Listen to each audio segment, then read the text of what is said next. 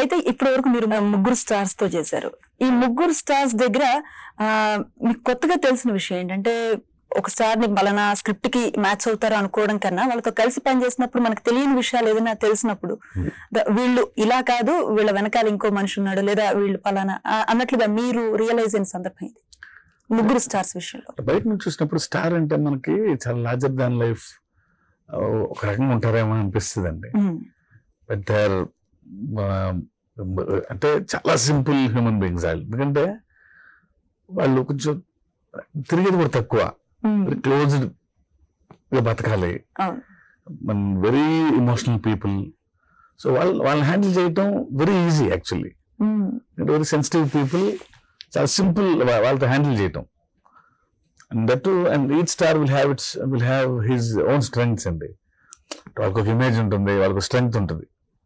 So నేను కథ రాసుకున్న తర్వాత ఆ యాక్టర్ స్ట్రెంగ్త్ ని బట్టి చిన్న చిన్న మార్పులు, ఆ స్ట్రెంగ్త్ ని కొంచెం హైలైట్ చేయాలి వాళ్ళ ఇమేజ్ ని. So it's very easy actually to do with stars ని హ్యాండిల్ చేయడమే చాలా చాలా తేలికైన పని. మీ చిత్రాల్లో మూవీస్ లో ఇంటర్నల్ గా ప్రేమను చూపిస్తూ ఉంటారు.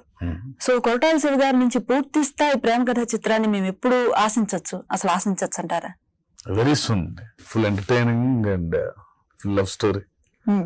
చాలా మంచి కథ రాసుకుంటున్నాను. మేబీ త్వరలో నెక్స్ట్ ఫిల్మే అవ్వచ్చు అది. గ్రేట్. అయితే ఇప్పటి వరకు చూసిన చిత్రాలకి విభిన్నంగా, నూతనంగా మీ నుంచి ఒక కొత్త సినిమాని ప్రేక్షకులుగా మేము చూడబోతున్నాం. ఎగ్జాక్ట్లీ. పేదవాడి పక్షాన నిలబడతాం, ప్రజా గొంతుకై నినదిస్తాం. వాయిస్ ఆఫ్ వాయిస్లెస్, తెలుగువారి మనస్సాక్షి, సాక్షి టీవీ. సాక్షి టీవీ ప్రసారాల కోసం మీ స్థానిక కేబుల్ ఆపరేటర్ని వెంటనే సంప్రదించండి.